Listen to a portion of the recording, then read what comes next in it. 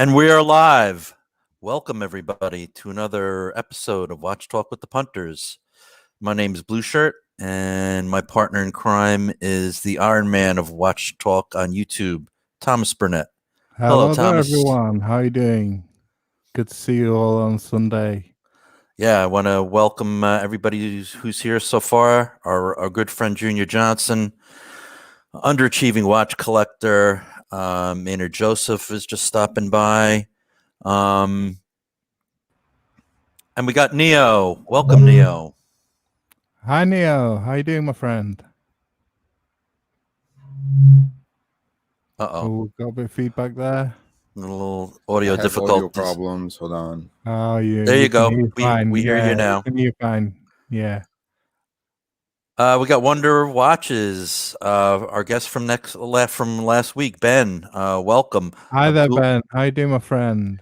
Hans Knees and Toes. How's it going, Hansi? Abdul, our watches, another one of our former guests. Welcome. Brownie Blue Watch. Who else do we have here? Steve. Salty Paul. Gary Powers. The Rancher. Who else is in here? Alejandro, welcome.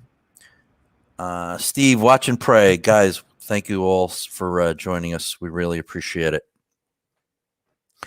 Absolutely. Yeah. Great to see you all. So I guess we'll start off with some news, Thomas. Yeah, I'm gonna try and impersonate NS something. We know that I won't live up to his standards, but we'll give it a go. Yeah. Well, I mean, nobody can take his place. Unfortunately, he won't be joining us this week. And quick hello just to Geezer, who just joined us, the longtime friend of all of ours. What's up, Geezer? Thanks for joining us. Yeah, good to see you, Geezer. You're right, mate. Okay. So the first news article was the Swatch and MoMA Museum of Modern Art collaboration. That's right. Right here in New York. Special edition collection. Yeah, Swatch have collaborated with artists for a long time and recently working with the Keith Haring Foundation on a Mickey Mouse collection. And they're now teaming up with New York's Museum of Modern Art to bring us 9 watches.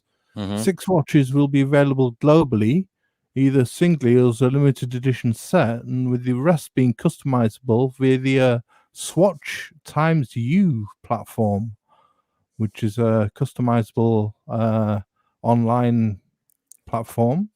Right. The watches feature mainly 20th century artwork, apart from one featuring Van Gogh's The Starry Sky from 1889. Creating a lineup that are all distinct in style and size, making each model unique, they say. And the set is the set of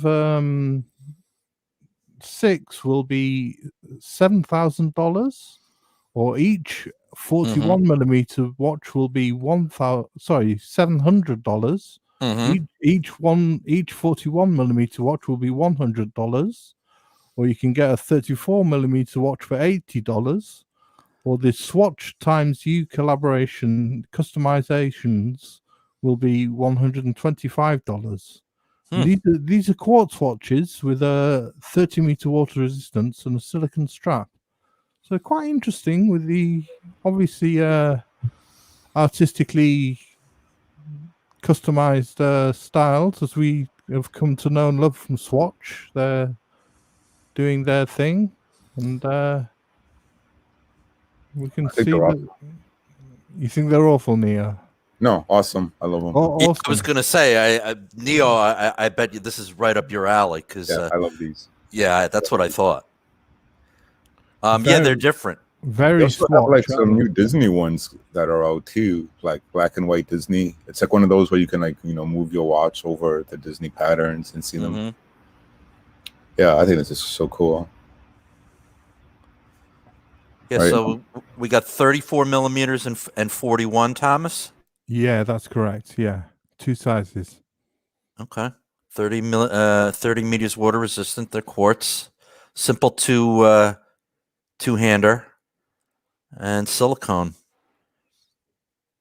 So they're limited to 221 sets. Very interesting. 221 sets of the all 6 sets, yeah. But very interesting, very Swatch. Very Swatch, and because of it being in association with MoMA, it's very very New York as well. Really? Yeah. Well, you got, it's heavily influenced, I think, on street art. Yeah. Which is very popular here. Absolutely. I mean, we saw the Icopod last week, didn't we? With the street art designs, and it's obviously a thing at the moment, and doing watch collaborations with artists and or art styled watches. It's very popular thing. Yeah, just very, very cool. And when it comes to this kind of thing, Swatch really knows what they're doing, because they sell a ton of them, and people are really into it. It's not necessarily my cup of tea, but I can definitely appreciate the artistic factor in these. Yeah, nice. I like them. Okay, so we're gonna go to the next news story. Yeah, the Millicron Monarch M in saffron or stealth. Now that is a funky looking watch. Yeah, so a long-time watch enthusiast based in Singapore, Benjamin Chi, founded his own brand almost a decade ago and established as Millissimi, a brand focused on classical and affordable watches, but has since evolved into one that's dedicated to more upscale timepieces. Now renamed Millicron, the brand has just introduced the Monarch M watch, retaining the slim dimensions that characterize Millicron's dress watches. The Monarch M is a dive watch rated at 200 meters. That's powered by the latest iteration of Vacher's micro rotor movement. It has clearly taken inspiration from mid-20th century dive watches, but the design is also very modern. And Mr. Chi describes the design as fantasy vintage, where I take the best parts of certain vintage watches that I love and create a new watch that never actually existed, but would have looked great. The Millicron is offering a trial basis whereby customers pay a deposit equivalent to half the price and then receive a prototype for a short period. And they can then decide to buy the watch and receive a final production model, or return the prototype for a refund and get the deposit back, which is, I mean, this is unusual in the watch industry. Millicron, say the least. Millicron is probably the only brand to do so, putting it in a good position for a new brand, which is amazing. I mean, Vacher is the sister company of Parmigiani Fleury and supplies the calibers to high-end independent brands like Bradley Taylor and Kikuchi Nagawa, and brand names like Hermes and Richard Mille. But to get a micro rotor in a dive watch is amazing. I mean, this is 42 millimeters and it's 10.4 thick. It's 200 meter water resistant. It's coming in at 9,900 Swiss francs. Okay, so about 10 grand US. Yeah, and it's an interesting looking watch with the colors and stuff. But, it is, and very, like it's saying in the article, it's very Ming like. Yeah, I was just gonna say it's got that Ming look. Yeah, what do you think, Neo? I'm not a big fan of the actual design of the watch, but everything else about the watch seems really nice. So I think it's just a matter of aesthetics at that point. Like, do you want to wear this or not? But like, they seem like awesome watches. Yeah, and I mean, getting a micro rotor movement for that kind of money is definitely an interesting proposition. Yeah. These guys are now on my list of brands to keep an eye out on. Yeah, definitely. But I'm kind of digging this one, Thomas. Yeah, it's using a Vacher caliber 5401 /32. which is a bit of a mouthful, but yeah, I think like Neo said, I mean, I like the black one. I'm not such a fan of the one with the yellow strap, but I really like the black one. I think it's a really nice, interesting piece. Yeah, let me just pop in here and say welcome to some more people joining us. Our good pal Bud the Stud. Hey, Bud. Forb and Colossus, welcome. Marco, welcome. James from Showcase Watches, welcome, James. Thank you for popping in and watching the show. And everybody else who's just joining in, welcome, everybody. And the rancher wants to know the MSRP. It's 9,900 Swiss francs, rancher. Awesome, so awesome. Yeah, it's going to be going over $10,000, this one. Excellent. Yeah, it's a great deal for for what you're getting, it seems. Yeah, I would think so. And welcome. Vasher movement. I mean, absolutely. Yeah. Yeah, you can't go wrong. Paul M, welcome. Thank you for joining us. And we'll stop that. And we'll go to the next story. The next one. Boom. Get ready. Look at this one. Greubel Forsey GMT quadruple tourbillon. Wow. Yeah, I mean, just look at that. For the 10th anniversary of its first GMT model, Greubel Forsey has unleashed the GMT quadruple tourbillon in titanium, probably the most complicated GMT watch on the market. It is regulated by twin double-axis tourbillons while telling the time in 2 time zones and also around the world with a rotating globe.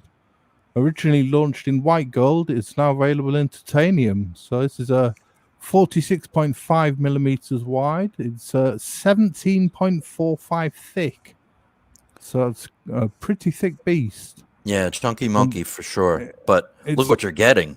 Yeah, it's 30 meters water resistant, but I don't think I'll be taking this anywhere near water.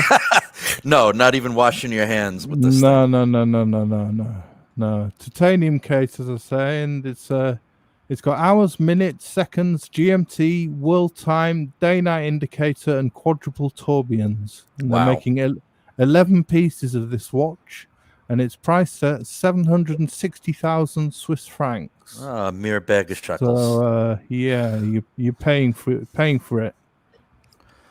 Yeah, but, I mean, why don't some of these like the Hodinkis and the Revolutions and all these people that have a way to get money and investors from people get together and go to some art museum, maybe the MoMA or something, and make I don't know, a 6-foot big one of these watches and just have it as public display as engineering art marble. I mean, this is so beautiful. Museum piece, isn't it? Yeah. I want a big one. I want one that's 6 feet tall. I want it sitting in the entrance of an art museum. Hi Tom. Hi Bruce. Hi Neo. Abdul, welcome, my friend. Thank you for joining us. Thank you for having me. Look at this. What do you think of this watch? It's amazing. It's amazing. Yeah. I don't understand people paying exorbitant amount of money for Richard Milles and leaving watches like these. These are the real billionaires watch, in my opinion. If I have money to buy it, I would buy it without even flinching. It's a different aesthetic, right? The Richard Milles represents a different aesthetic.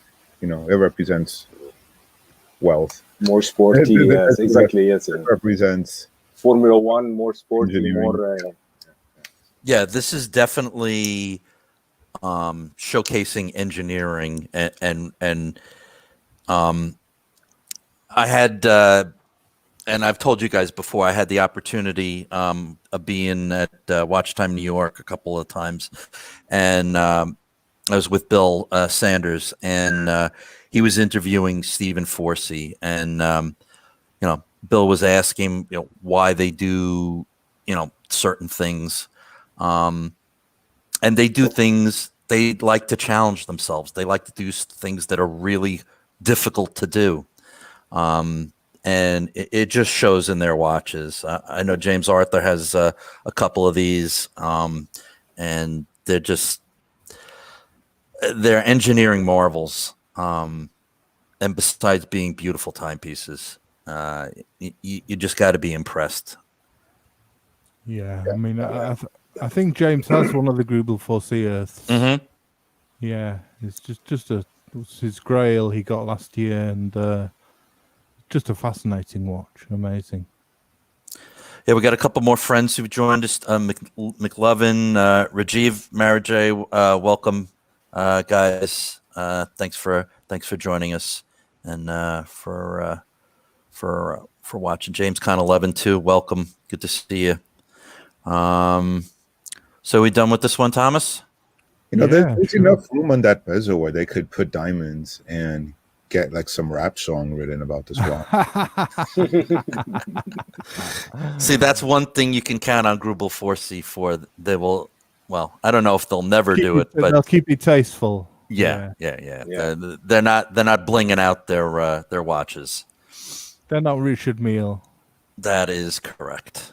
That is correct. So, I in a fit of a little bit of drunkenness, I lowballed Fed on a watch, and I'm so happy that he even like rejected my lowball offer because I don't want to get stuck with this watch. But he's got that watch out there right now. It's like 46 millimeters. It's a MoMA design. It's got a diamond bezel around this 46 millimeter watch. It's only like $1,000. It's so tacky. Like a part of me wants it, and a part of me wants to puke.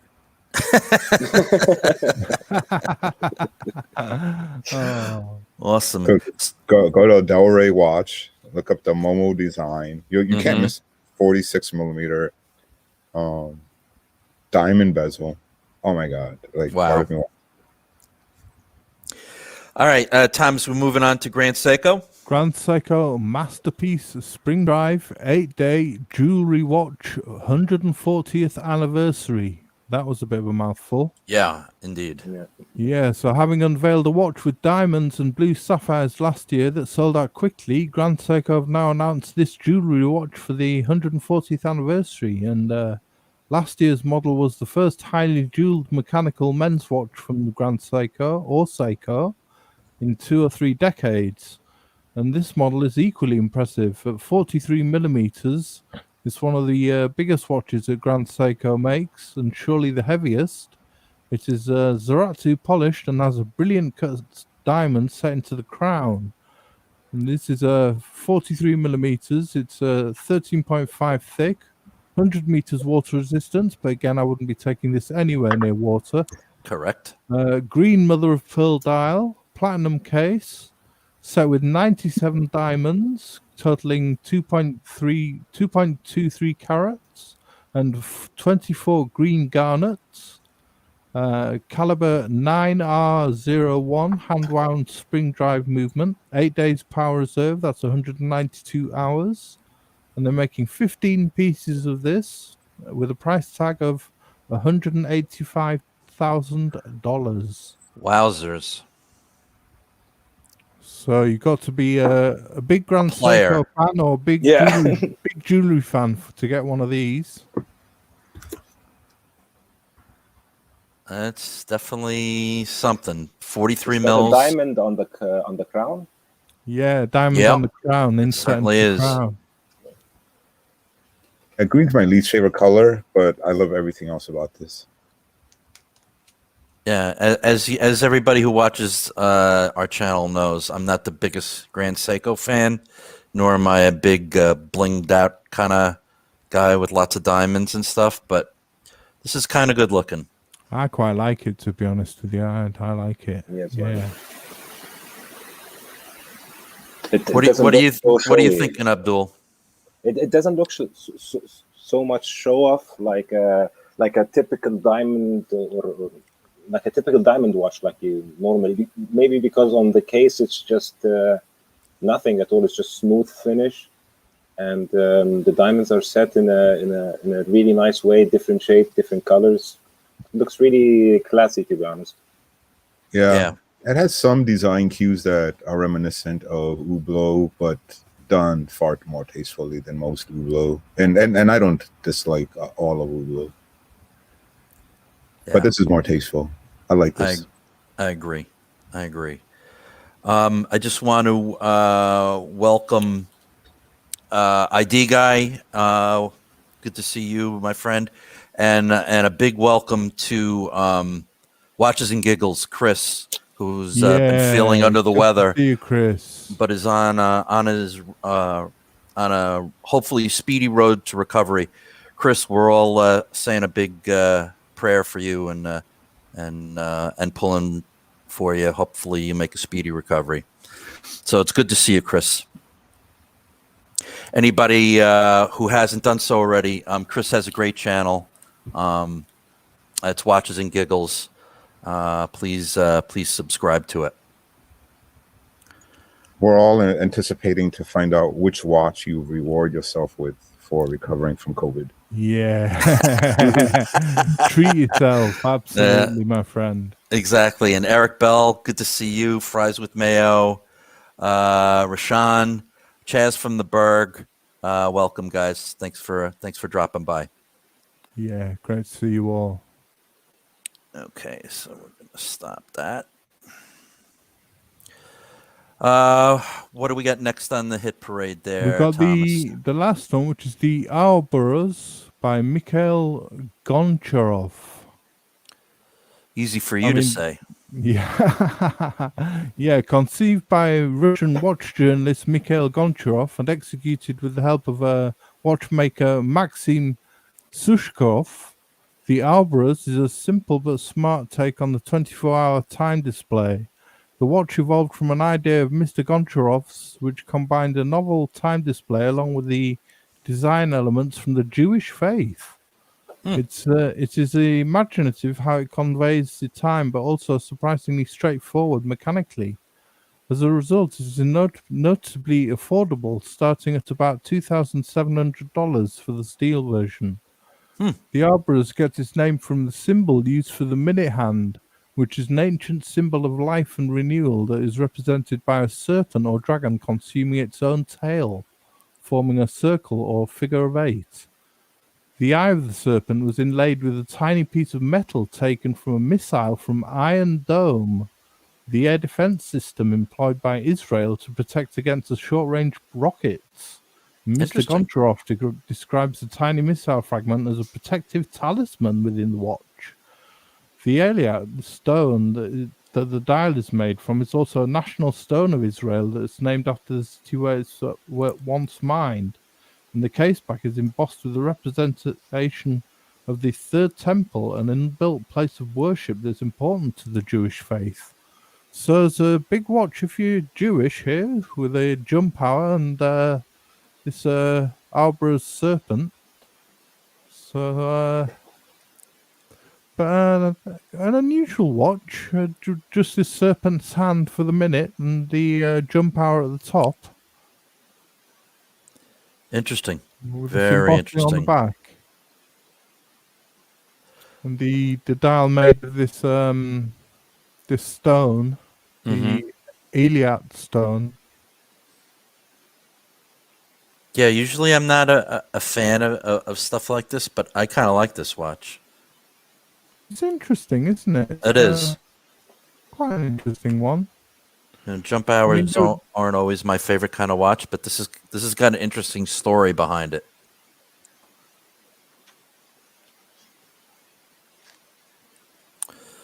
Mason One, welcome, my friend. Thank you for joining us. I like this. How much was this, Thomas? This was 2,200 euros for the steel version, or 2,350 euros for the gold-plated steel version. Excellent. It's 42 millimeters, 11 millimeters thick. It's using an ETA 2893-A2. It's got 8 pieces in steel and 8 pieces in gold-plated steel will be made.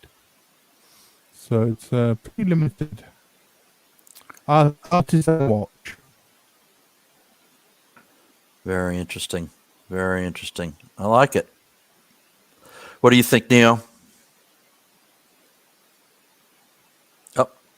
I don't understand it. It does nothing for me. I'm sorry.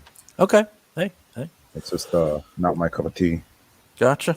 Abdul, any thoughts? I have a jumping hour watch, but it's much easier to read than this one, to be honest. And I think the artist or the watchmaker, or maybe the artist, because it's not, it's maybe an art piece more than a watch, in my opinion, because he's putting too much stuff in it. Like, I got this rock from this one, this one is made from that one, and he's trying to sell something. Like, he's trying too hard to sell something like, an ETA inside, that's good and everything, but for 2,000 euros. And when you zoomed in on the pictures, like from far away, it looked nice, but even when you just zoomed in, it looked like a little bit cheap, to be honest. I mean, Abdul, he's trying to put too many different elements in. It's got the dial material. It's got the bit of rock from the eye of the serpent. It's got this serpent as a motif. It's got the image embossed on the back of the case. It's got so much going on. He's trying a bit too hard, isn't he? It's a lot going on, for sure. Welcome, Tennessee Mike. Thanks for joining us again, and everybody. Mike's got a great channel, Tennessee Mike. I urge you all to give his channel a watch and subscribe and like his videos. He's got an interesting take on the hobby. All right, so we're done with this one, Thomas. Yeah. So I thought. I mean, I've been thinking for a few months about field watches and about, just looking at them a lot recently, and about how many there are out there, and I thought I'd build a stream, and I noticed quite a few people have been picking up field watches. I noticed Orange Hand got a W10 in the house and W10 recently, and there are a few people that have been picking them up, and I really like field watches myself. They're a really nice, accessible type of watch, and they can be one, especially in summer. I find them great watches. They're really nice watches to wear. Yeah, for sure. Field watches are some of the oldest men's wristwatches that there are. My most recent pickup was a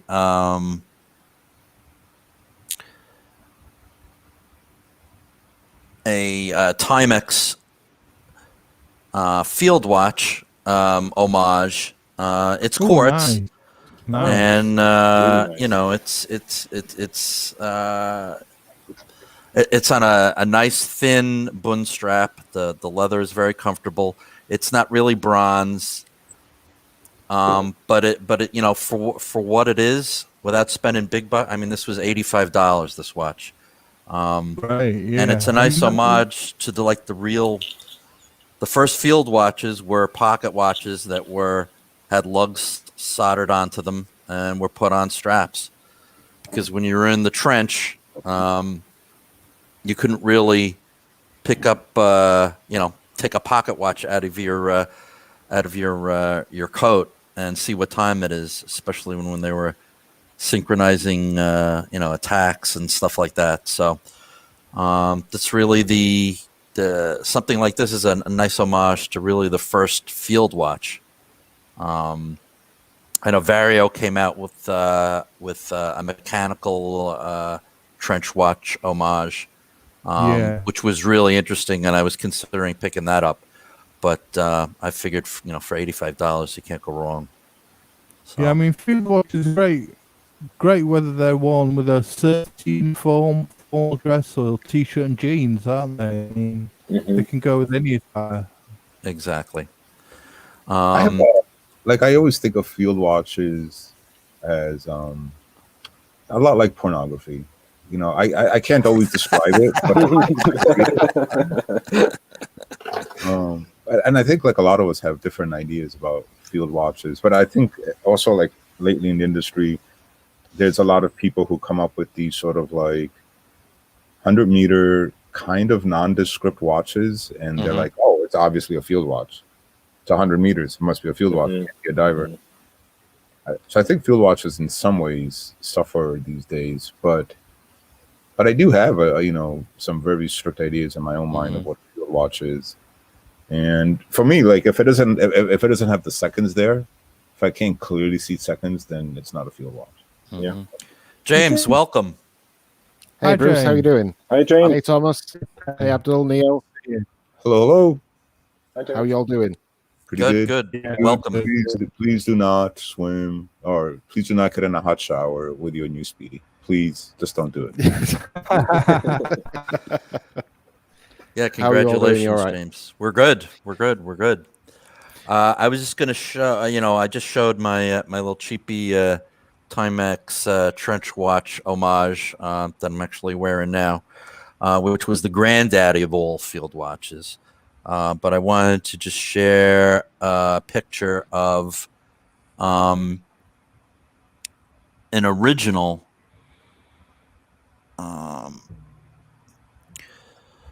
and that is my World War II Elgin A11. Beautiful. This was the watch that won World War II, at least as far as American forces are concerned. This was issued Wow. to the Army, to the Army Air Corps, which became the Army Air Force. It's small, but it was tough. It hacked. It hacks. You could see it at night, and pretty much every officer and NCO had one of these strapped to their wrist during World War II. This is a treasured piece in my collection. I don't wear it, but I'll never get rid of it. I love it. It's just an amazing piece of history. Yeah, Can you have a watch that doesn't hack? I'm going to say no. I'm saying you can't have a field watch if it doesn't hack. There were a couple of Really? field watches in the past that didn't hack. Because 2 years ago I had like a small collection of field watches. I tried to get like one from each era, and I had a couple that didn't hack. But my favorite was a Stova from the 1930s, and that was the last one I sold. But now I'm actually looking forward to getting a new field watch. I wonder if we can trace that field watch back to military deployments and what their success on the field was for those non-hacking ones. Yeah, I mean, any kind of Exactly. Yeah. yeah, and any kind of coordination of an attack, you really wanted. I mean, hacking feature was critical. So, those are my two little field watches. We've got a whole list of more to come, including one of the most popular modern ones now, the Hamilton Khaki Field Mechanical, which is, at least for me, is the poster child for the modern field watch. I mean the one that I own, I actually own the Quartz, but to me, whenever I think of a field watch, it the Hamilton always springs to mind, because I think Hamilton do it certainly modern. They do it so well. I think G-Shock would be my nomination for what of 2021 field watches. Mm-hmm. Really? Yeah, G-Shock. Why not? So, which one are we going to first, Thomas? The Hamilton Field Mechanical is the top of the list. You got it. Now, this is a one to ones that you see or ones that you used to, but you will be able to look it up. The original khaki is to be one of the best known field watches out there, paying homage to military watches worn by soldiers during the Second World War in the early 20th century. And this Hamilton khaki field mechanical is more of a sort of stealth-looking one. It's more of a nighttime hints to it. Yeah, this one is a real stealthy version. Yeah, this Illuminova on hand, numerals and date, but it's much more of a nighttime sort of operators-looking watch. It's got 80 hours power reserve. It's using the caliber H50, which is manual wind. And this is going for $1,245, as you can see. But if you scroll down and want to look at what the typical khakis, you can be able to scroll down and choose one of those. Yeah, like that's like sort of like a fashion version of the khaki field watch, right? They're like, hey, Yeah, this is fashion now. click on one of those and you'll be able to choose one of those if you want. I don't know why they had the need to put the date on the watch, especially the black one. Why did they like? It doesn't look nice at all. With the I mean, I'm with you because the original didn't have it and they didn't need it. This I like this. I like this. I like this one a lot. But I also like the one I was showing before. This one.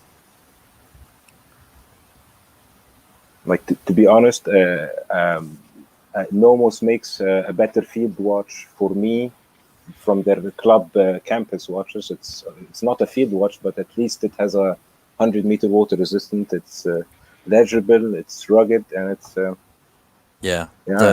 38 field mechanical. That's really the one that I really like. Doesn't need a date. Exactly. Yeah, Wonder Watches is saying that Hamilton provided a lot of U.S. Armed Forces in World War II with the watches with hacking. The Hamilton watches. What do you guys think to the CWC?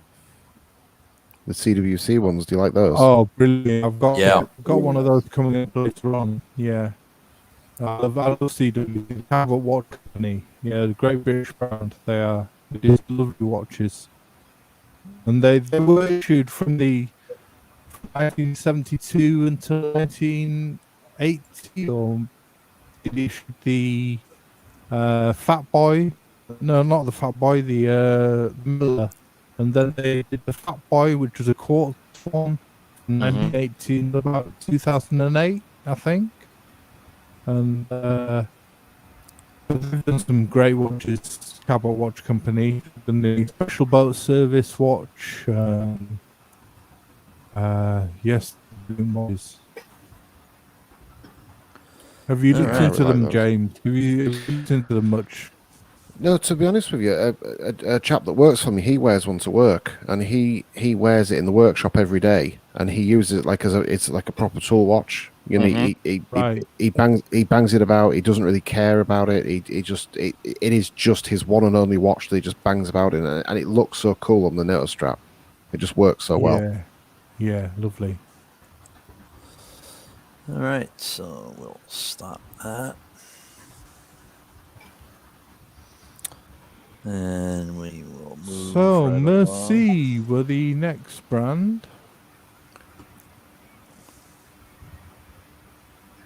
And they're a French brand who, this one was one of their Hodinkee collaborations, which I thought was quite a nice field watch, they say. Well, they designed it as a field watch. It's a 37.5mm watch. It's 11mm thick. It's a manual wind using an ETA 2801-2 with 42 hours power reserve, time only. It was a limited edition of 500, this one, with the grey dial and blued hands, no loom, 3-dimensional applied loop numerals, designed in France and New York and made in Switzerland. And I really like this one. I suppose you could say it's more of a fashion field watch. Yeah, it's. I mean, I like the blued hands.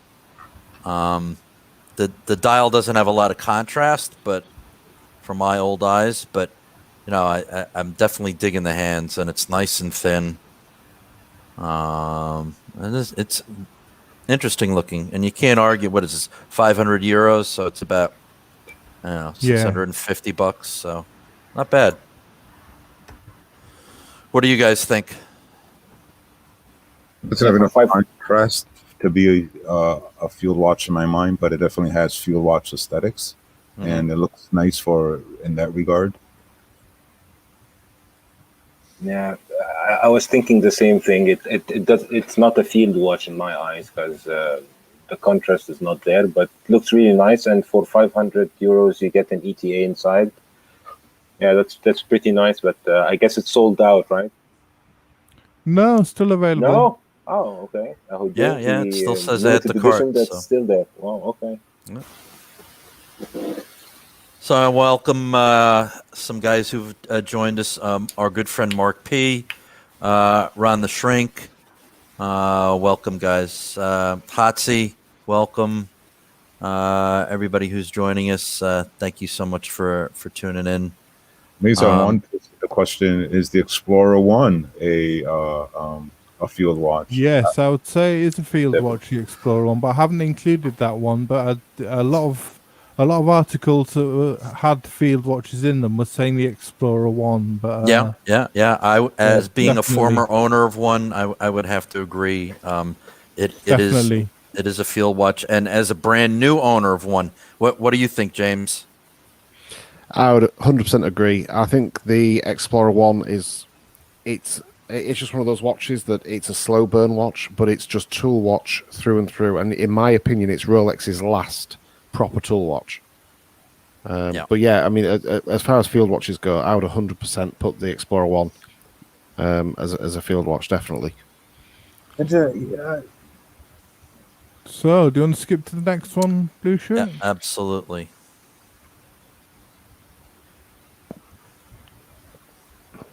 And we're going to Filson. Filson, this is an American brand.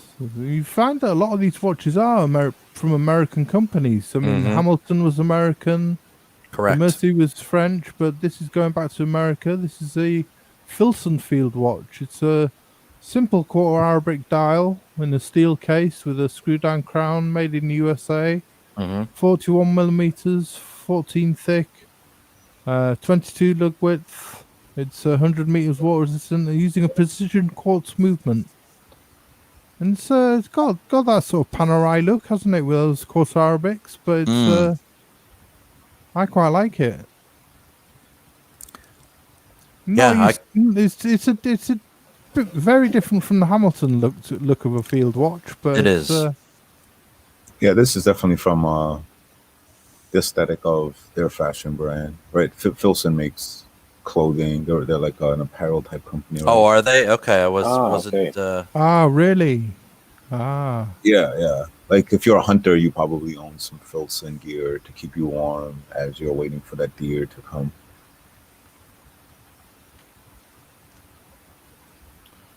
Right, you can skip to the next one then. Okay, just give me a second here. Another American brand.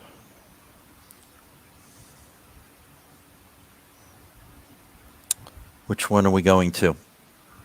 The Weiss standard issue field There we go. Yes, there was a lot of talk about this in the chat, and having done some my own research on Weiss, I'm liking this a lot. Yeah, so this is a Unitas 6497 base finished with the base movement, finished and assembled by hand with a 46-hour power reserve and a Superluminova BGW9. It comes in a hand-stitched strap of choice, and these are made to order from the LA-based company. 42 millimeters, it's 100 meters water resistance, manual wound. Weiss Watch Company caliber 1001, but as I said before, that's basically a Unitas 6497 base. Right. But is this going for $1,150? This is a good looking watch, guys. I mean, this is really a nice watch. Yeah. The whole color looks fantastic, to be honest. the amount of space on the dial bugs me, but I really want to get a Weiss. Yeah, I would love to have the seconds at the 6 as well. Yeah, it would be more symmetrical. I understand what you're saying, but I don't see that often at the 9 o'clock, the seconds. Again, it's like copying up, you guys, copying up Panerai, isn't it? It's seconds at 9 o'clock. well, it's that movement type thing. But Yeah, I mean, we could have ID guy explain it to us. But like, I bet if he made the 10 and the 8, either he cut them off with the subdial or just didn't put them on and made the other one, the other numbers larger. I think it might fit better on the dial, but I don't know. I think when you look at this, that to me, it would just blow my OCD to smithereens, because I would just want to put the seconds dial at the 6 o'clock, above the 6 o'clock. Really? It's just crying out to be, because you can see a big open space just above the 6. Right. You can see that it's been sort of crammed in. Yeah. That would bother me, I think. yeah, they have like a smaller version, right? That's a little bit more symmetrical. Yeah, and if you that's use the the other, what is it? The 6498 is the one where the sub-seconds are at 6.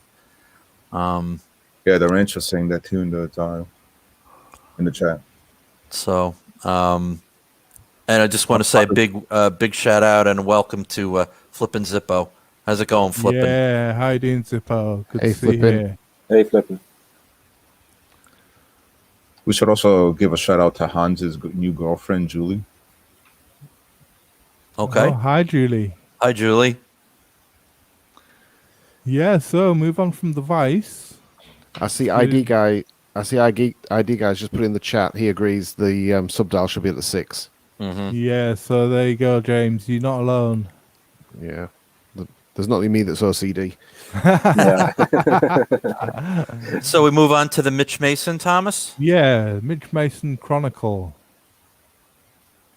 I really like this one. This is a 36.5 millimeters. It's 12 millimeters thick. This is a micro brand, this Mitch Mason. They're using a Miyota 9039 automatic. And this Desert Sand dial is shipping in April with a veg sand Italian leather strap or bracelet, which is extra. And the sandwich dial it's got with the Super Manova. And it's 200 meter water resistant, screw down crown, 316L stainless steel, and it's coming in at $499. I really like this one. Interesting. That Yeah. surprises me. The price surprises me just by the packaging. The packaging that it showed just then. Yeah. It looks really high end packaging. Yeah, it's a micro brand coming out of Singapore. This it's really like it. Really nice. Nice loom. Yeah. And I'm sorry. This was it's a sandwich dial, Thomas? Yeah, just for the loom there, where you see the loom, it's just got a sandwich dial, just where the loom's coming through. I don't know. I mean, you can't really argue with the price on this one. Definitely. Yeah, I was just gonna say the same thing about the packaging. I was like, okay, that looks like a lot of stuff that comes with the watch. Okay, where are they saving then the money for the other stuff, or are they giving us all the value that they are paying for? So, Well, I think looking at it, obviously, there's nothing applied on the dial, is there? There's no applied indices, no applied markers, so it looks like there's been some money saved on the dial. But I think it's a nice looking watch. I think for the money, I think it's a nice looking watch. I always judge a watch by the way it's packaged as well. I always think if a brand gives its time and effort to package their product, it shows what they think of the product that's in the packaging, if that makes sense. Interesting. Very, very interesting watch. Yeah. So we'll shuffle on off to the next one, which is the Resolute, Thomas. Yeah, the RZD Resolute in cobalt blue, which I chose for you, blue shirt. Thank you, sir. I know you like your blue watches. I do. So this is coming down in price just another $100 to $399. This is another micro brand with using a titanium case and ultra hex coating. It says makes it harder. It's a screw down crown, 100 meter water resistant, super luminova. It's using a Seiko NH35 automatic here, movement here, which will make it a bit cheaper. It's got a BGW9 and C3 super luminova. Comes with a tarpaulin watch pouch and a matching blue date wheel on here, which I thought was nicer than a white date wheel. And it's 40.5 millimeters, this one, with 11.5 thick. I really like this one. I think it's got different angled shapes on the case to it. It's sort of like a bit angled down. So it's obviously a modern looking field watch. Yeah. I like it. I think it's pretty sharp looking. Yeah. Is it titanium, right? Yep. Yeah. Honestly, if this was a quartz watch and it was half the price, I'd probably buy it. I think they're making also a titanium diver. It looks pretty nice, but for a field watch, I like it, but the shape is a little bit weird for me. It's just too bulky somehow. It's an acquired taste shape. Definitely, it's definitely a Marmite shape. It's funny you mention the shape, because as soon as the watch came up, the first thing that came into mind was like it was almost like quite ugly. Do you know what I mean? It looks like a squashed fat case. It just doesn't. It just looks like the lug to lug needs to be extended a little bit. Yeah, it's definitely got a cushion case kind of vibe. The lugs are very short. Yeah, but interesting. That's a good find, Thomas. Thank you. And Neo mentioned he'd go if it was half the price. We've got a watch coming up half the price now, which is the Vaer C3 in traditional green. This is a USA brand, and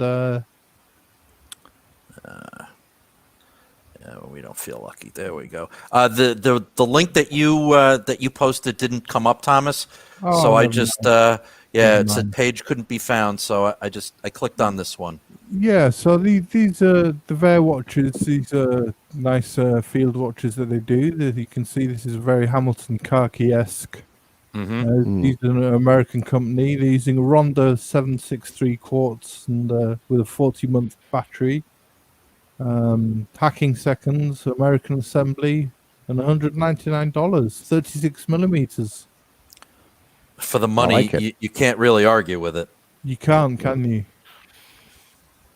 I always like a dial. When a dial's got the syringe hands, I love the syringe hands. Are probably my favorite. I know what you're saying, James. I love syringe hands too. Yeah. I like syringe hands myself. Yeah, it's fine. It looks nice to watch. Cool. Yeah, I think that's good value.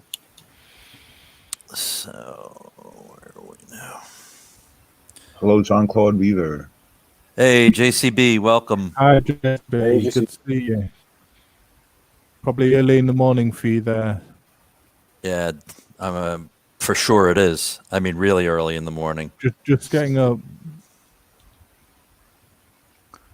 All right, I'm just loading up the next couple of ones there. So we'll get rid of this. And we'll move on to the next one, Thomas. Yeah, the Boldr. We've got a Boldr Venture in Jungle Green, which is another $100 on top of the Vaer. So this goes for $299. This is NH35A Seiko movement, automatic movement again. And they say they use Japan Superloom on the dial and the hands. It comes in 4 colors: a carbon black, a jungle green, a navy blue, or white, or storm. This is 38 millimeters with a titanium case, and it's 200 meters water resistant. And I really like the shape of this. I really like the style of the Boldr with the crown at 4 o'clock and the sort of a different shape to all the other field watches I've seen. Yeah, I definitely. Again, for the price, you really can't argue with this one. Well, a much more contemporary look, I feel. Mm-hmm. Yeah, it's got a more modern vibe. You got the crown at 4 o'clock. And it has a movement that's just gonna, run forever, and Yeah, you don't have to worry about it. Seiko an H35 workhorse movement. Yeah. Yeah, and titanium case, that's always good for people watching. Right. It'd be nice and light. Cool watch. All right. So we'll get rid of that one. And we'll move on to the next one, which is the Benrus, Thomas. Benrus, yeah. Now, this isn't strictly a field watch. It's more a dive watch, but I was just thinking along the lines of the army, and this is you could say that this could be a field watch if it was a set of soldiers made for the U.S. Specialized Underwater Demolition Team divers and for field functionality from 1972 to 1980, and not made available to civilians. Now released 50 years later, it looks great, this watch. I think the Boldr Crest, some of the money goes to the Boldr Crest Foundation Veterans Charity as well. And it's a 42.5 millimeters, 300 meters watch, using ETA automatic. It's bead blasted 316L steel. It's got hacking seconds. It's made in America. It's $1,695 though, so the price is going up quite a bit for this one. So, but I love bead blasted texture on the case. It's becoming a real fan of this bead blasted texture. I really like it. Yeah, it's interesting. Definitely looks like a special operations kind of field watch, something that the Navy SEALs or the SAS or somebody like that would be wearing. No nonsense. We'll take a pounding on land, and we'll also survive being submerged underwater. Yeah, definitely. And Benrus is a long-standing. I know a lot of watches that were in Vietnam were made by Benrus. Absolutely, yeah. I mean, Steve McCoon wore one in Bullet, didn't he? Mm-hmm. As you say, a lot of them were made for Vietnam veterans. What do the rest of you guys think about this one? I like it. Yep, I like it. I think it's a real nice, simple design. It's a no fuss design. It's got symmetry. I like it. Yeah, I really like it as well. I really like also this dual time bezel that they have. You can even use it and they have like markers for the first 20 minutes, so you can even use it for diving for 20 minutes and afterwards in a mission for dual time. So I really like all the shape of it. It has like a concave shape, so I don't think it will snag on anything in a combat situation. Yeah, it's. I think one of the things I like about this watch is the fact that there's no bragging about it. It tells the time. Do you know what I mean? It just does a job, and that's it. There's definitely no frills on this one. No. Yeah, it's a no date. Okay. So we'll stop that. The next one is where we need an ID guy on the stream to help us. Yes, we definitely need his help on this one. This one's the ID guy watch. The Smith's Commando, the PRS 47, coming in at £325. It's a 36 millimeter. It's 11.3 thick. This is using a Miyota 9039 movement. It's anti-magnetic movement cover and built lugs. Solid link stainless steel rivet bracelet and the signed clasp. Comes with a watch travel case and a 24-month guarantee. The ID guy helped design this watch. Everyone, yay! It's got stick hands and Looks gorgeous. It does. Really nice. It's coming from Time Factors in the UK, and yeah, they're gonna see his little ID guy emblem stands on the back. This is a terrific looking watch. I mean, again, no frills. It's a tool watch. You can't get confused about this trying to be something that it's not. It's a tool watch. And it's fantastic looking. I prefer But is the one with the Mercedes hour hand to the Everest. To be honest with you, I like this with the stick hand. Sorry, Yes. James.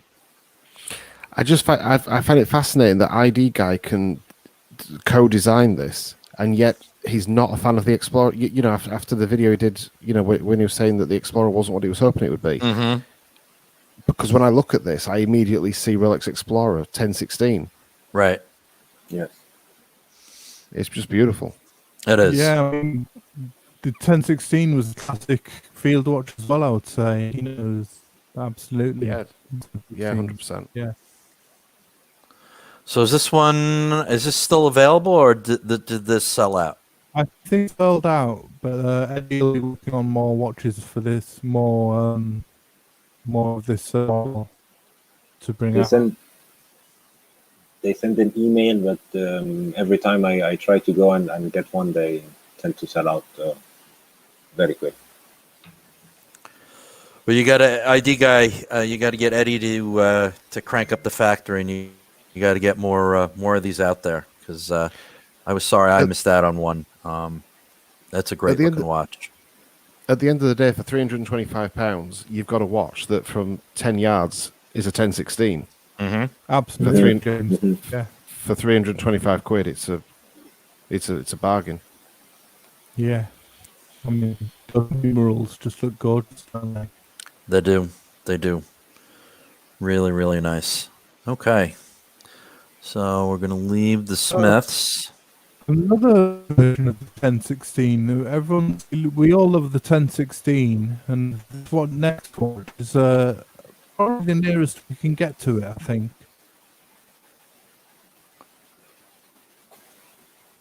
The Tudor Which is- Ranger. The Ranger, yeah. Everyone's talking about it, but it's been discontinued. So this is coming at £2,250, as you can see. It's using the caliber 2824, which is ETA movement. It's automatic. It's 38 hours power serve, inspired by the Oysters Ranger from the 60s. Designed to be a daily wearer. And this is 41 millimeters and 50 meters water resistant. And I love it. I really like this. I don't know why they discontinued it. Yeah. If Tudor, and we've all said this before, if they were smart, Tudor would rework this to follow on to what the Smiths did and make this a 1016 homage, and they would sell a ton of them. Yeah, absolutely. It's a terrific watch. Really is. I mean, it's 1016 all over, really, apart from the 12 o'clock triangle at 12 o'clock. Mm-hmm. I think if Tudor just makes this watch in 39 millimeters with a nice bracelet that goes up to the end, doesn't have any holes in them, maybe offer it with a NATO as well, they would sell out so fast. They sell out more than the Black Bay, because it would be like the more affordable Explorer.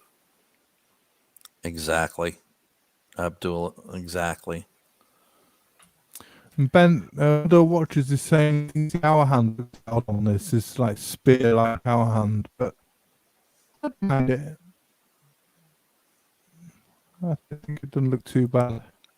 No, it doesn't. It doesn't. I like them. Yeah, so do I. You a fan, James, or no? It's the price I can't buy in at. I think I think it's okay. I just think it's a lot of money when you look at, like we just looked at with the Smiths, and then you look at this for 2,250.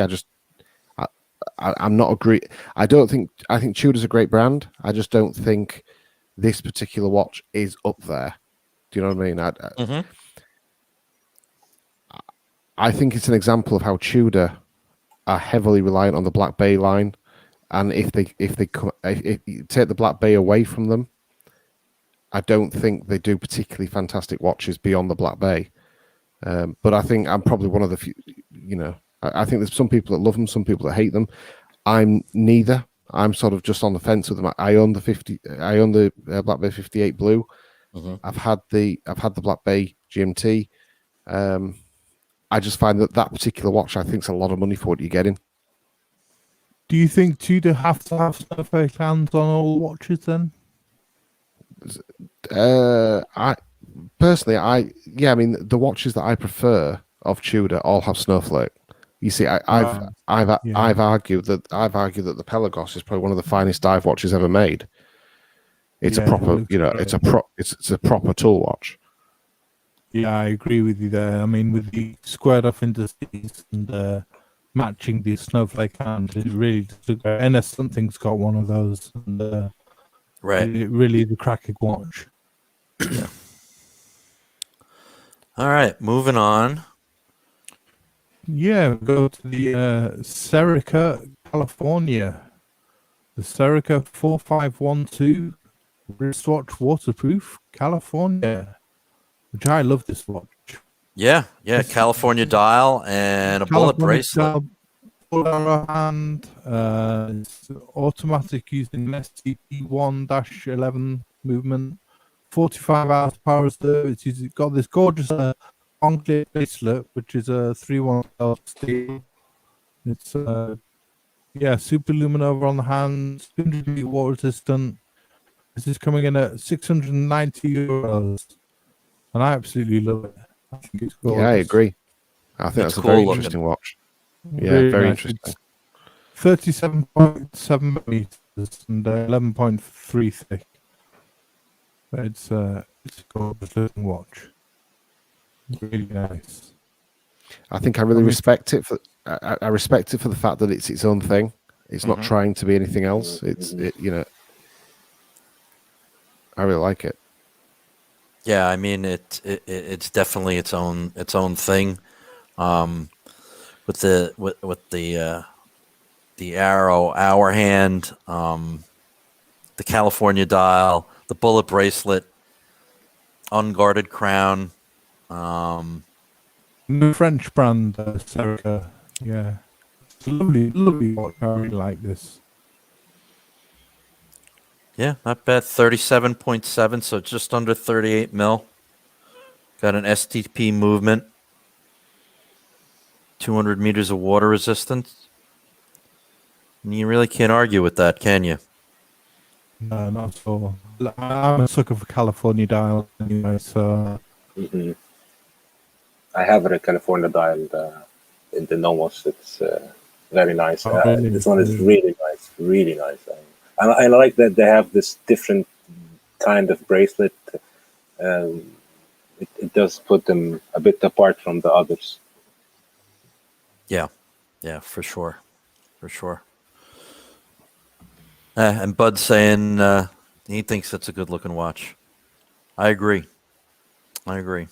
Yeah, really nice. I actually like what they've done at the 3, 9, and 6.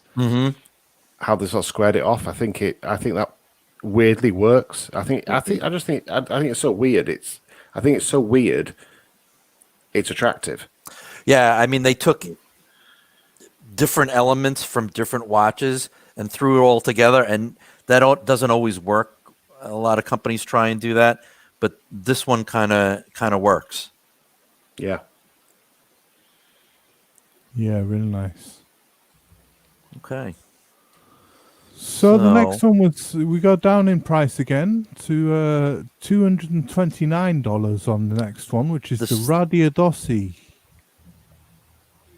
I've actually got one of these. I really like it. Oh, do you? Yes. Dossi refers to radiation measuring tools in right. I remember this one now. Polish. It's The brand say it connects design with post-Soviet stylization, and luminous markers underline connection to nuclear energy and radiation. And this is designed by Tom and Bart, who are two industrial designers from Poland, and it's a Polish brand. This Radia. And they're using a Miyota caliber 2115 Japanese quartz. It's got a NATO strap. It's 316L stainless steel. It's 40 millimeters across, 50 meters water resistant. It's got a PVD matte black coated case, and it's got this lovely sort of frame that goes around the case, which sort of surrounds the crown and the strap, which allows you to sort of put the strap through it. But I really like the design of it. I mean, I don't know whether you'd say this is more of a fashion field watch again. But yeah, I really like this one. Yeah, it's interesting how why I bought it. Yeah. I mean, it definitely doesn't look like anything else, especially like the wire running around the watch. It's just it's interesting, and then the dial is, really does look like like a Geiger counter would look like, which is I guess what they were going for. Yeah. Yeah, interesting. Very fun watch, I guess. Yeah. $229. You really can't. It's one to take a flyer on if it piques your curiosity. Yeah, if it's. Sorry, James. I was just going to say that's a watch that if I was in a bar and I saw someone wearing that watch, I would have to stop them and ask them about it. Do you know what I mean? It's yeah, it's a talking point. Mm-hmm. Yeah, definitely. I don't like it, but I don't dislike it. But I think it's interesting. Yeah, that's a great thing about watches and the hobby, isn't it? And how we like to talk to each other about watches, so you can strike up a conversation like that in a bar. Yep. Yeah. That's the great thing about our hobby. Yeah, but you see, for that reason, for that reason alone, I would say it's a really cool watch. Because it's got that sort of design that you'd want to speak to somebody and ask a question. Well, what is this thing? And I think for that reason it makes it cool. Yeah, definitely. All right, so we'll leave the Radia, and we will move on to established Canadian brand that supplies the military field watches. And this is Marathon. Yeah, Marathon. Now they make a wide variety of field watches, from this 34 millimeter all the way up to 44. I think even bigger. That they may do 46. Both quartz and mechanical. Sorry, Thomas. Go ahead. Yeah, as you say, both quartz and mechanical. Yeah, this is the 34 millimeter one. It's using an ETA high torque quartz. The ETA F06. It's a middle special to government specifications used by military personnel. It's a Swiss made, designed for the general infantry, and fiber shell high impact case with stainless steel back and Mara glow paint on the hand, which is a version of Superluminova, and so that enhances buttons. But yeah, for €108, I don't think you can go wrong for this kind of watch. Yeah, I mean this watch is used by the as you could see from here. It is the U.S. government issues these. The Marine Corps uses them. I know the Israeli Defense Force uses them. Canadian forces use them. These are really no nonsense modern field watches. And no review of field watches could go without mentioning these, because they have at least the quartz ones use Swiss ETA quartz movements. They're like polycarbonate cases, so they're very lightweight. They're waterproof.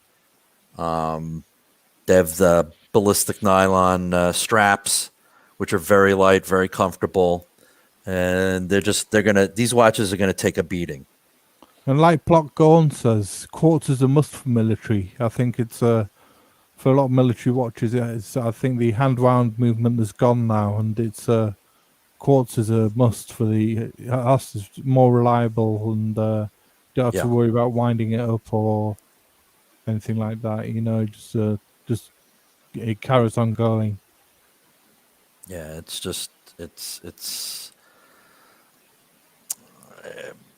the modern tool watch, the modern field watch. This is what you're talking. It's very nice, and does have a new loom technology on it, because usually they had tritium, right? Oh, sorry, yeah. Yeah, they call it Maraglow. It's their technology of Luminova. It's called Maraglow. So there's a certain type of lumina they apply that glows. They've developed that glows particularly bright. Okay. I think ID guy is taking his leave. Take care, my friend. Thanks for joining us for a little while, ID guy. Yeah, ID guy. Nice to see you. Bye, ID guy. See you later, ID guy. Take care. All right, so we'll say goodbye to the marathon. So, and moving on to the next one. More field watches. Once we know the Dirty Dozen, and they're very watches that we know and love. And Timor were one of the companies that made a watch in the Dirty Dozen. Right. And they've recently been resurrected, Timor, and they've brought out this Heritage Field watch. It's it's 36.5 millimeters, 11 millimeters. It's a 60, or that's the hand wound version. Or they did have a SW216 in the automatic. Again, they're using this gorgeous bead blasted case, which I really like. Right. And using a beige Super Luminova. The Heritage Field has now been designed by a British Army veteran and crafted using the latest manufacturing techniques. And by keeping true to the original design, this new timepiece aspires to evoke the spirit of the original purpose-built combat watches. So it's a really nice one. Just has the spirit of the Dirty Dozen all over, I think, this one. Coming in at £910 for this one. So it's quite expensive for a hand-wound watch. But it's good looking, and it's got a story behind it. It's got true heritage. I like this a lot. Absolutely, I love it. It's one of my favorites so far, this one, I think. I really like it as well, but I think the issue is that we saw so many before that had similar spec for less money, and that's why you felt like it might be a bit much for what they're asking. But I think they are playing on the heritage part. Mm-hmm. And that's their key point, the people who are looking for watches that have this kind of heritage and field watches. I think you're right, yeah. They're playing they're the Dirty Dozen. Sorry, Bruce.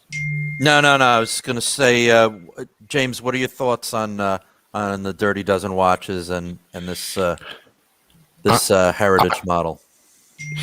The Dirty Dozen is one of the reasons why I wish I had smaller wrists, because I would love. I could quite happily collect the Dirty Dozen. I think they're just super cool.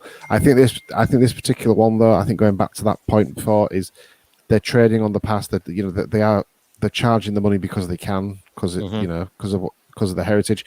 But that all being said, I think every watch brand does it. Rolex, Omega, they all trade on. They're all charging the money because they can, because of heritage of the brand. So, but I think it's beautiful. I like it. I like the Dirty Dozen. If I had smaller wrists, I would love to have a collection of Dirty Dozen. Yeah, I'm the same way with you, James.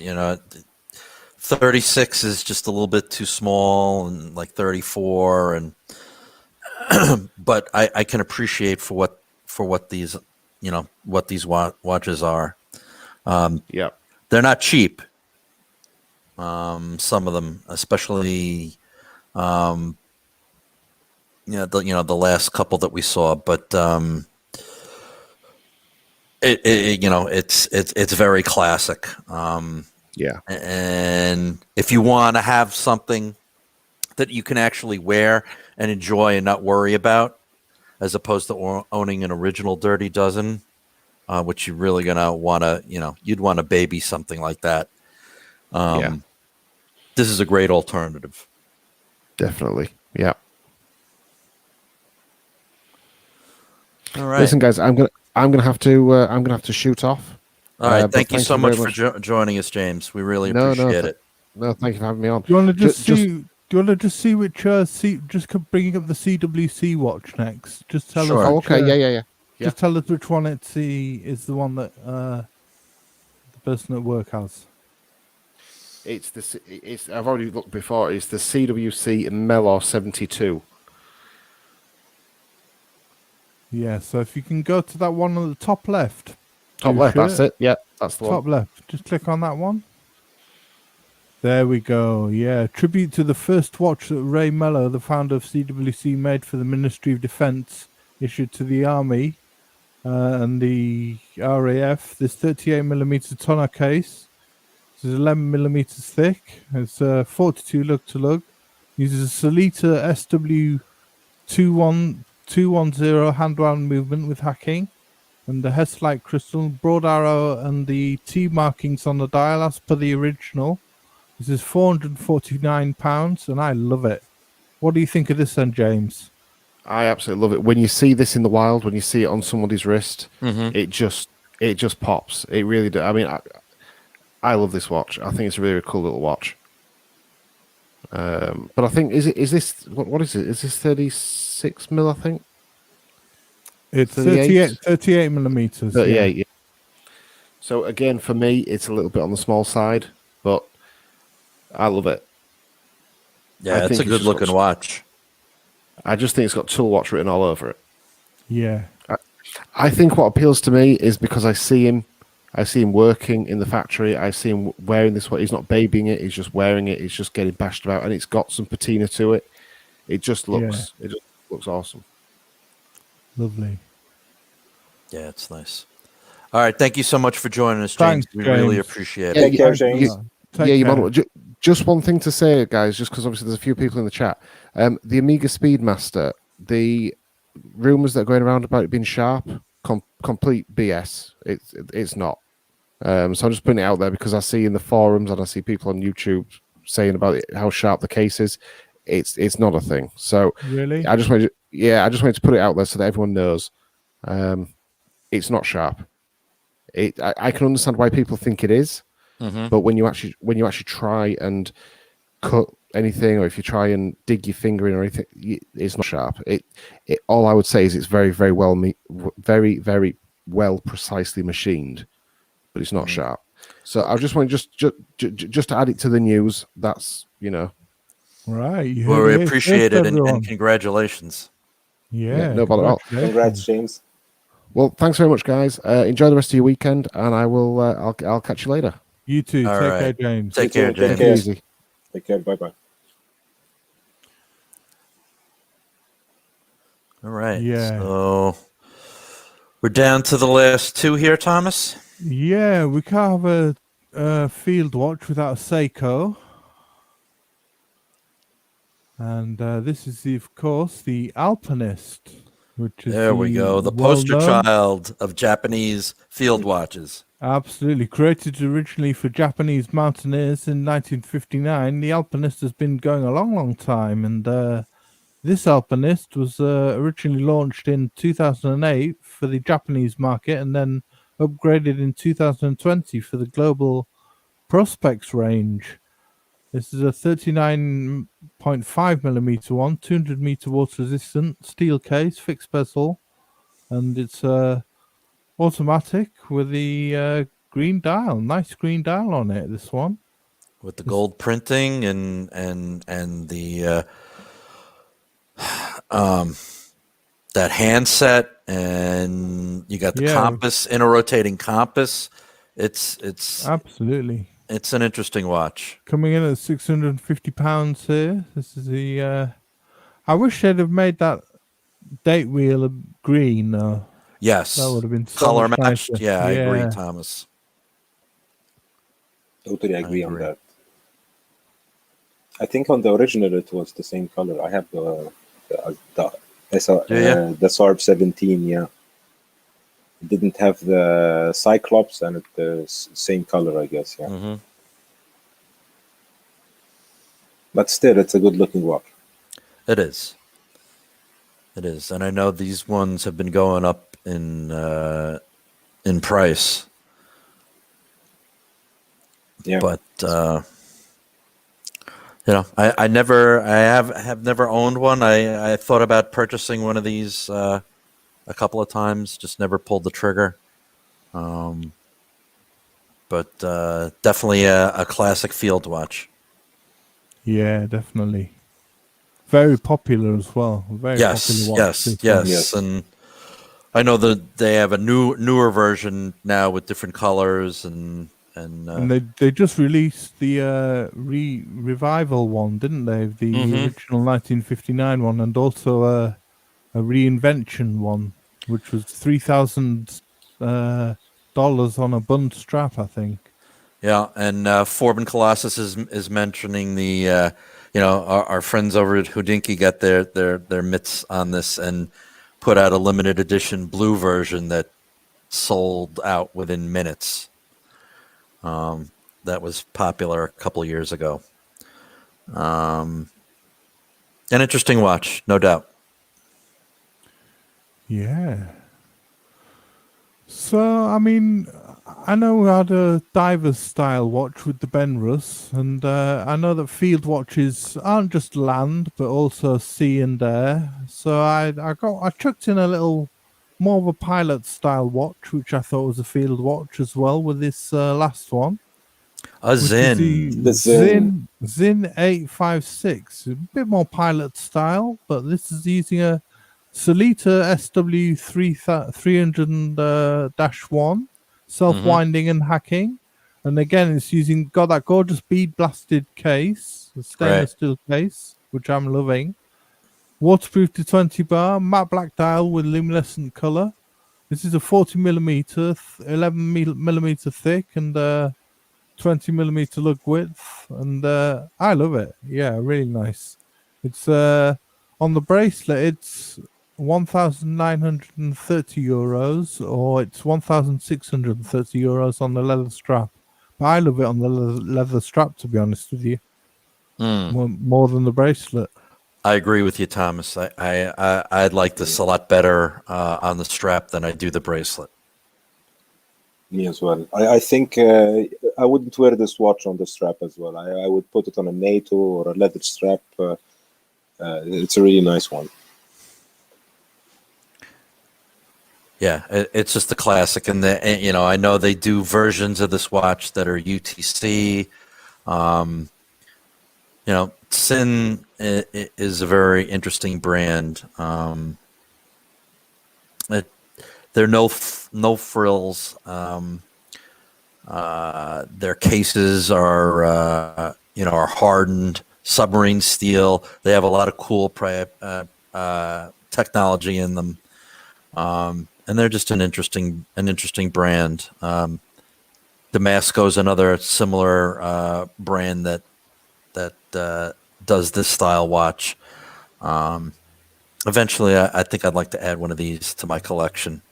But an excellent choice, Thomas. Really, again, Zinn kind of blurs the line between pilot and field watch.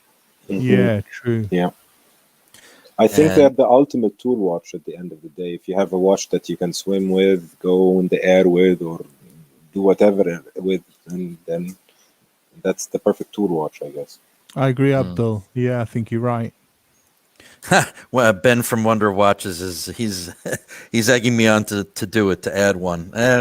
Maybe I will. Maybe I will. He loves his Sinn. He's got one, and Yep. I think it's a 556A. I think, Mm-hmm. and he absolutely loves that watch. Yeah. All right. So that was the roundup of field watches we had. Yeah. Anything? Anybody want to bring up something that?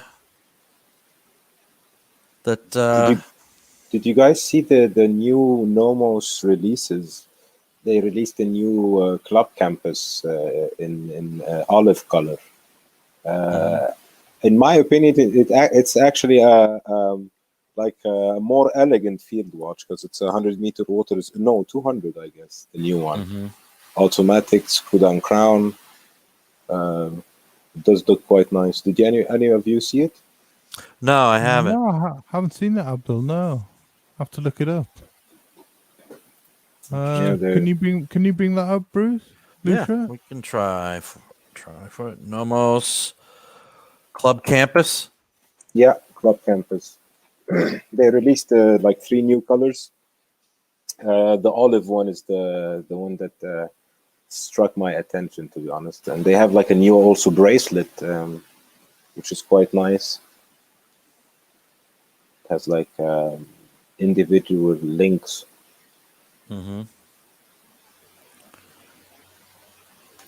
Okay, so let's go here.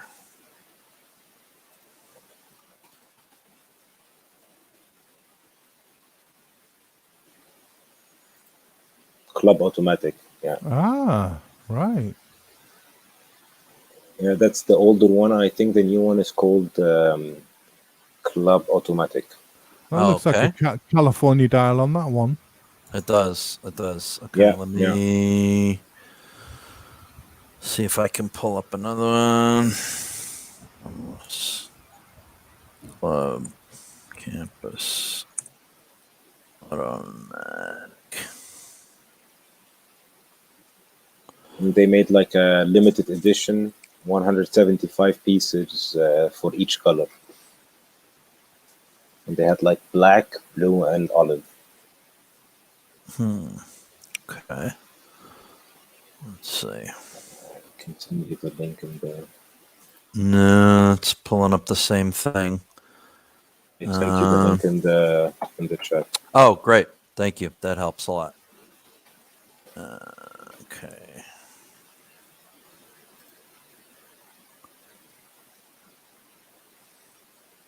Yeah, usually Nomos is more of an office watch, dress watch, but in the last couple of years they've been making more sporty watches with more water resistant and more shock resistant or shock absorbance at least. And I think they're one of these brands that will have a great future in the. To be honest, I think that their watches are well made. For some models, they are well priced. For others, they are a bit above what they should be. But all in all, great value. Yeah, Nomos is something I really haven't looked at because they're just, I don't know, they're not kind of my style, but I definitely can appreciate them. And these are kind of nice looking. I like that olive look, that olive drab. Yeah, I like the olive drab as well. That's really nice. Yeah, the olive one is the one that caught my attention. Very interesting. Yeah, really nice. Let's see what else, and even the blue and the black one look nice. Yeah. They look even nice. I think the black one looks really nice on the bracelet at the end. 20 ATM. Interesting. Yeah, it's in-house movement. Very nice. Oh, thanks for bringing this one up. Just like to say hello to James Arthur and Megan Arthur. Welcome to the stream. Bit late. Oh. Hello. James and Megan, welcome. Hi, Magnum. Hi, James. Glad you guys could make it. Although I think we're about to wrap it up, Thomas. Yeah, we're about to wrap up. Yeah. Well, I just want to say thank you to everybody who joined us today. I want to thank Neo who had to go, and James from Showcase Watches. Yeah, great to see them. Thank you for joining us, and Abdul, thank you very much for hopping on. Great to My see you, pleasure. Abdul. Thank you for Yeah. having me. Always, Oh, you're welcome. Always great to see you. Yeah, and you're always welcome, Abdul. And guys, we want to thank you so much for joining us again and spending an hour and change on Sunday afternoons with us. Sundays are usually spent either relaxing or trying to get stuff done that you couldn't get done during the week. So we really appreciate you taking time out of your schedule to give us a watch and a listen. And if you can give us a thumbs up, we'd truly appreciate that. And tell your friends about the show. We love talking to everybody and anybody about watches. Again, this show started out to be and will always continue to be just a bunch of friends sitting around talking about watches. That's what this show is always going to be about. So, Yeah, absolutely. any closing thoughts, Thomas? I'd just like to dedicate this show to the memory of Benjamin Wadding. He's someone in the audience will know who he is, and where our thoughts are with him. And yeah, we've been thinking about you a lot. So yeah, they're my closing thoughts. Okay, all right. Again, Abdul, thank you so much for joining us, my friend. My pleasure. Thank you for having me. You're welcome. You're welcome. And everybody out in the audience, thanks for joining us. And we will see you again next Sunday on Watch Talk with the Punters. Take care, everybody. Take care, everyone. See you next week.